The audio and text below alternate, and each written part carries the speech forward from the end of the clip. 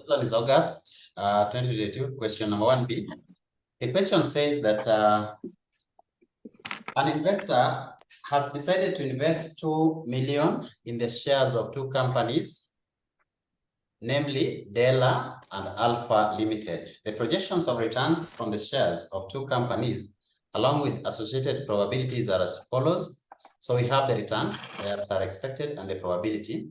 Determine the proportion of each of the above shares required to formulate a minimum risk portfolio. Minimum risk portfolio. So you guys remember what I taught you about zero risk portfolio? You remember that? That is what they are setting here. Minimum risk portfolio, the same as zero risk portfolio. So what did we say as the formula for zero risk portfolio? Someone can remember? We said that zero risk portfolio, which is the same as minimum risk portfolios.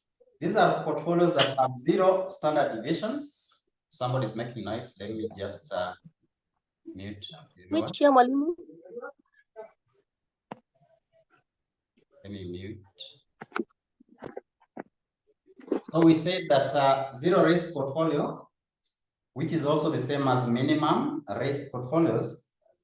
These are portfolios with zero standard deviations.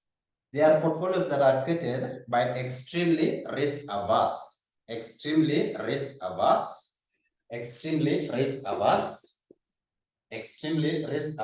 investors or individuals. The optimum proportion of zero risk portfolio is given, and it can be calculated by the optimum proportion for zero risk portfolio is given by calculating. For example, if we have two investments, we can say the formula is that for X is equal to, proportion for X is equal to standard deviation squared of Y minus covariance of XY over standard deviation of X squared times, plus standard deviation of Y squared minus 2 covariance of XY. Just check if that is what we learned. If that is a formula, then I want us now to look at that particular question. For last year sitting, that is August 2022, question number 1B. So that you check if it makes sense to you. You can remember what I taught you. That is the formula. So we are saying that we have two assets, and they are asking, determine the proportion of each of the above shares required to formulate a minimum risk portfolio. So the first step is to calculate our risk for each and then covariance. So if you know that this is the formula for getting the minimum risk portfolio, then now you need to find a way of calculating the variance for the first one, the variance for the second one, which is Y, and then covariance for the two. So we therefore calculate variance and then covariance, because that is a formula that can give us the proportion or the weight for the assets. So from what we are having, you need to calculate covariance, and we cannot calculate covariance without calculating the expected return. So we need to look at expected return of the first one. Can we call it D? Haujamaliza kuandika. I'll write the formula again. I was assuming that you had it because we did it in class. So we have D and then A. So let's call Della D, and then for alpha we call it A. So let's get expected return for D. Expected return for D is equal to, expected return for D is equal to 0.2 times 6 plus 0.5 times 7 plus 0.25 times negative 3.5 plus 0.3 times 14. So this will give you a total of, the first one will give you total of 6.275. You can confirm 6.275. That is the expected return for the first one. That is the expected return for the first one. Then we can go to now expected return for A. You can confirm the figures if they are okay. So expected return for A, again, we calculate the same way. So we have 0.2 times 8 plus 0.25 times 5 plus 0.25 times 14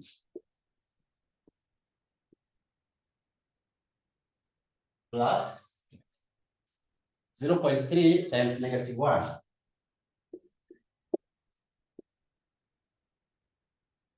And that should give you 6.05. That should give you 6.05. You confirm if that is okay. Somebody is asking a question. Let me see what you are saying on the chat. So that is the first thing. Then now we calculate our risk. So we are calculating risk for the first one, risk for, or let me say variance for D. Variance for D, we get the difference, how this varies from the mean, how each return varies from the mean, and then we get the summation. So we have 6 minus 6.275 into times, square times the probability, which is 0.2. The answer is, then the next one, we come to this one, 7 minus 6.275 square times the probability. That is what we learned, right? Then we have the next one, negative 3.5 minus 6.275 times 0.25 plus the last one. This one is 3. The last one is 14. So we have 14 minus 6.275 times 0.30. So you add the summation of this, should be able to give you the answer. Is there any question somewhere? No question. Okay. So here, basically, you need to calculate how this varies. Each return varies from the mean. Then you multiply with the probability. So you get the square root. Get the difference between the return and the mean squared as the probability. Now, if you are asked to get variance, you leave it at that point, that is variance. But if you are asked to get the standard deviation, then you now get the square root of that. So you get the square root of that, that will be square root of the answer that you get in here. That will be the standard deviation. So in this case, we're looking at variance for that. So kindly somebody to get me the value down here. We can do the same for this particular one, that is D. We can do the same for D. A squared, where we are going to have the mean, the return varying from the mean. So it is 8. Get the solution. So 8 varying from 6.05 squared times 0.2. Get the answer. And then we come to 5. 5 minus 6.05 squared times 0.25. And then we have 14. So we have 14 minus 0.05 into square times 0.25. And then we have 1, negative 1. Negative 1 minus 6.05 square times 0.3. So all this, you get me the answers. That will give us the that will give us the variance for that particular one. It will give us the variance for, the answer here is the variance for dA. So we shall have gotten our dA, or we call it the variance or standard deviation squared for A and standard deviation squared for D. Now, after this, the next step is now to look at the covariance, and then we are done with that particular problem. We are done with the problem. So can somebody get me the figures? Are you able to calculate? Are you able to calculate? Are you able to calculate? Anybody who has managed to calculate the first one?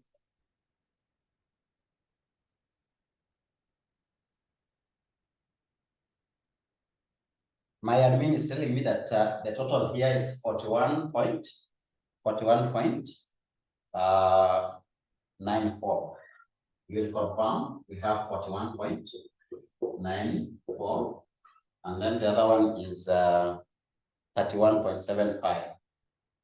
31.75. You'll need to confirm the figures that are here, right? You're getting 49. Is it for the first one or the second one? That's good. If you calculate and then verify the figure, that can be better for me so that we check. Oh, Winfred, you're new. I'm new in this class. Can I please request someone to share the question? Yeah, the question is for last year sitting, August. That was an investor, this one, August 2022. The question is this one here. I will share with you the video. I can also do for you, I'll share with you the video for the introduction class for this topic so that you can be able to understand it better. But for now, I hope that you're going to catch up with us.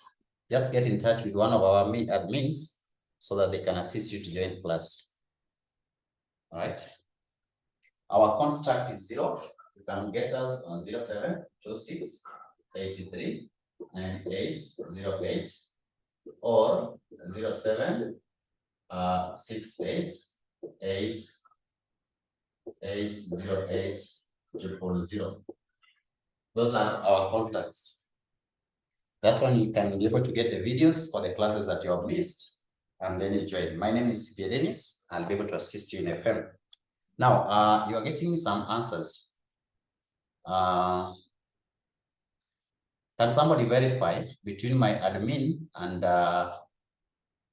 Kathy who is right? We need to verify this. Give me the figures here. That will be easy. Yes. Welcome, Winfred. Get me the figures. So, Winfred, what we were saying is that when you're getting proportion of a zero risk portfolio, then there is a formula. That formula requires you to calculate the variance for each security, and then you get covariance for those securities. So for us to get covariance or even the variances, we first need to calculate the expected return for each security, which we did. And then from expected return, you can be able to calculate covariance, which you check how each return varies from the mean for that particular security or the expected return. This is the expected return, so you get the difference. So that is why we have 6 minus 6.2, which is the mean. Then you square it times the probability. Then you come here 7 minus 6.2. That is the mean. Then square like that until you get to the last one. Then you total up. The answer that you're going to get here is the variance. That answer is the variance. If you get the square root of that variance, you're going to get the risk. But in this case, we are interested in getting the variance because that is what the formula requires. So we get the variance for the first one, that is the first asset, and then we get the variance for the second asset or security. Then from there, we can now be able to calculate our covariance. So I need you guys to assist me, get the total for each figure, for each item. Is there anybody who is able to calculate and assist us? Like now, we are getting this one 0.015. 0.015. The other one is 0.131.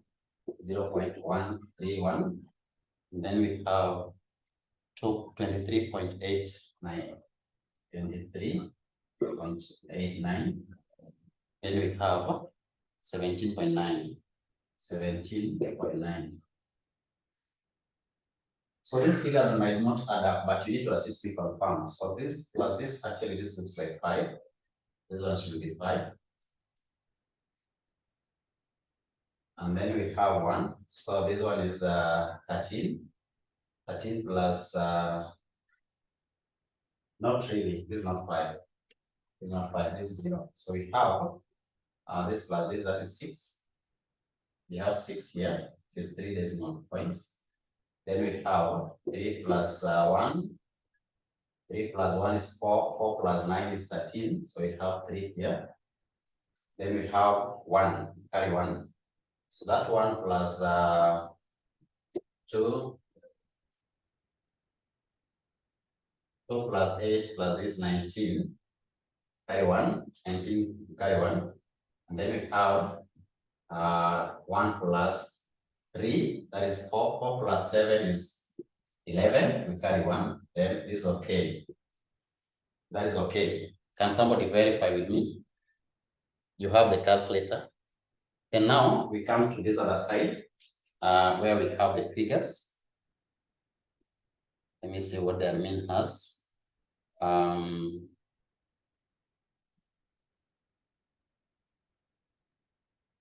So it's 0.761. 0.761. That's the first one. Then 0.276. 0.276. Then we have 15.80. 15.80. Okay, 01. And then the last one we have 14.91. 14.91. Just confirm, if you round off, you're going to get 31.76. You need to be accurate. So Kathy is getting something. Kathy is getting something. Kathy, which one is this? Number 2, 5.6. Which one is this?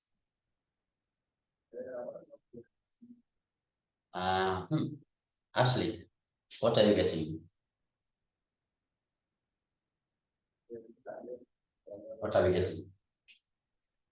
31.74. Oh, this one, 31.74. Thank you. Then I can simply change it. This one to be 4. So we are okay. Okay, so you need to verify that just to be accurate. In exam, you can have it into 4 decimal places, by the way, so that you be more accurate. The more the decimal places, the more accurate you'll be. So, yes. Now let's calculate covariance. Remember the figures. Don't forget about the figures that we have here. So let's look at covariance.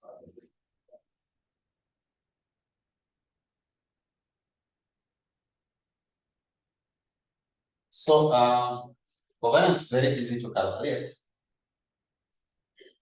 You just check how each varies. So we have, you say, cov D A, that is how you say, that is what you say, covariance DA. So basically look at how this varies from its mean times how this varies to with the mean times the probability.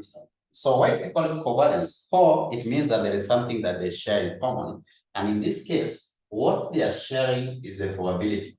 So probability is the common factor, right? So we check how the first return varies from its mean or its expected return, and then you multiply it with the second return, which is for the next security, under the same probability line.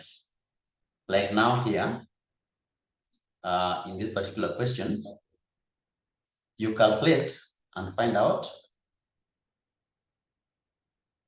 Somebody is asking whether we are squaring for A. Fine, we are coming there. So you calculate how the first return varies from the mean or from the expected return times the difference between this and the expected return times now the probability.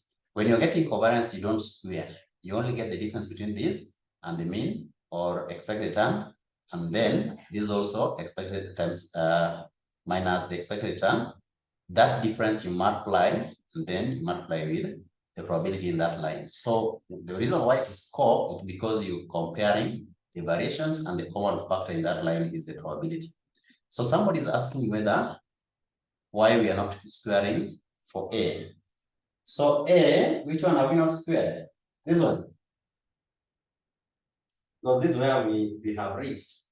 Do we have anything to square? Because for A, you are squaring this, this, this, and this. So you can try it if you are correct. This one minus this, 8 minus 6.05 squared and 0.2. Are we correct? It should be squared. Let me verify. You can also assist me verify. So we have 8 minus 6.05. The answer is 1.95 times 1.95 times 0.2. I'm getting that. So it means that these figures, if you verify them, they should be okay. But only when you are getting standard deviations or risk, that is when you square. When you are getting covariance, you don't square. So you do this. You have covariance in the first one. So you say, again, summation. So it is 6 minus 6.275 to bracket times this one, 8 minus 6.05 times now the probability for that line 0.2. You get the answer. And then you come to the second line, you have 7 minus 6.275 in bracket minus this line, you now have 5 minus 6.05 times now the probability for that line. The probability is 0.25. Then you get the answers there. Kindly assist me get the answers. Then now we come to the third one, which is a 3, negative 3 minus negative 3.5 minus 6.275 into, that is here. So we have 14 minus 6.05 times the probability in that line. Then the last one, we now come to 14. This 14 here.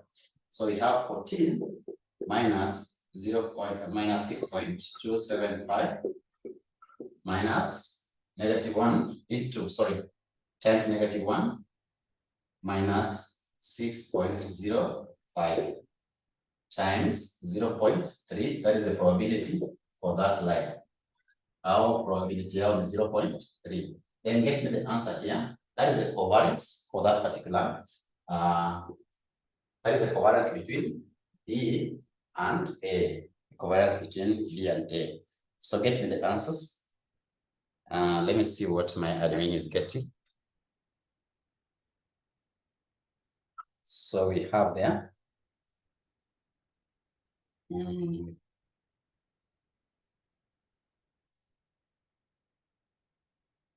Somebody can assist me.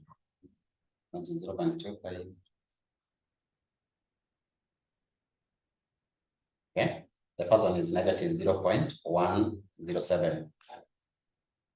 Negative 0.107. And then the second one, negative 0.190. Negative 0.190.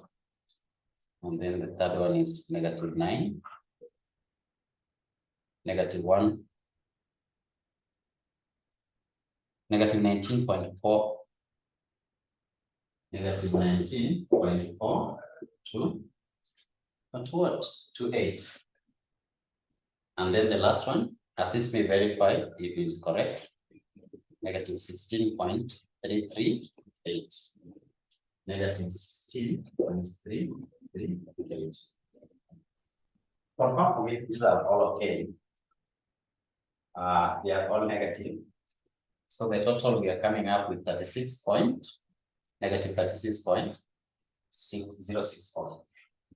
Negative 36.064. So if that is the case, then now we can be able now to calculate our figures. Thank you. So you are correct. Let me change this to 3. Somebody has confirmed that this should be 3, not 4. Thank you so much.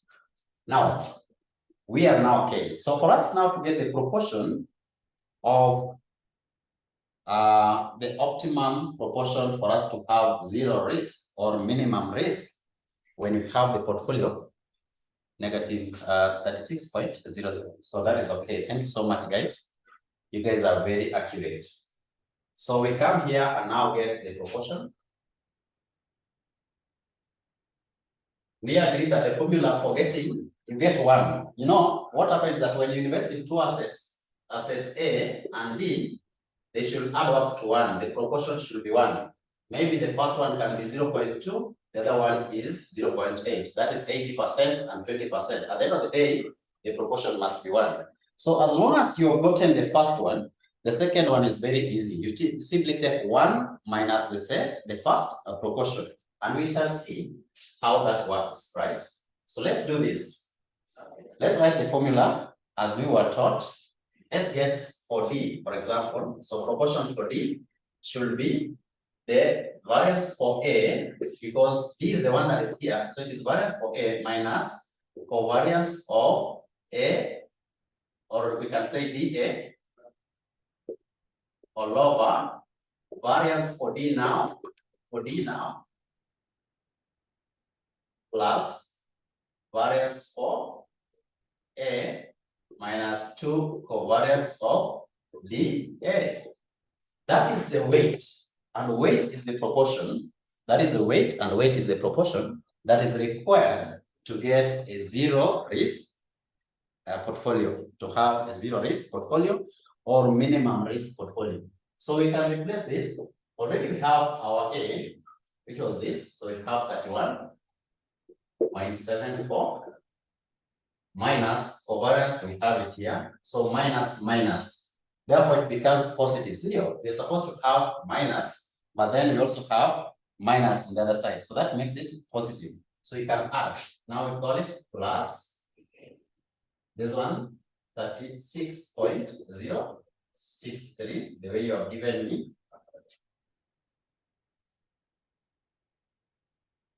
So all this, you have it over the D. Get me the D. I love mine. What is the variance for D? Somebody to assist me.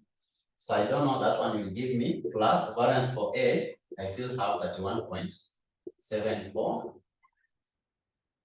Then now we have minus. You have it 41.9.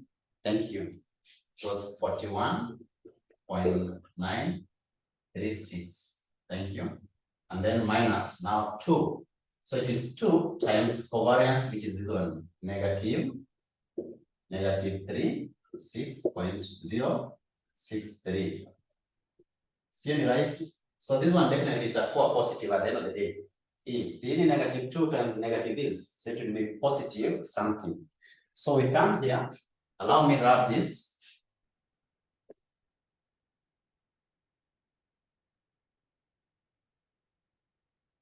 What is the figure? From my side, it looks like this one is 0. So this can be, that can be 67 point. This looks like 7. No, 8 now. 8, because this plus this is 0.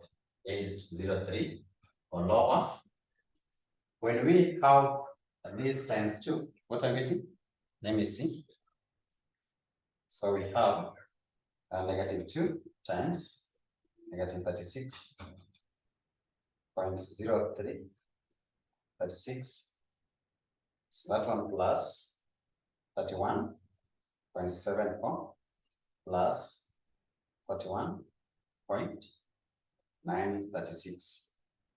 So we're having 148, 145.802. Now get me this one. That is the weight for D. Weight for D.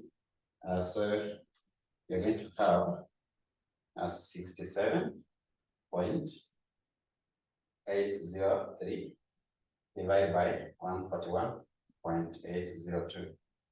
8042. So we have 0.465, which is the same as this one is like 46.5%. So if for example now we are saying now we want to get the weight for A, weight for A is now 1 minus 0.465, and that will give us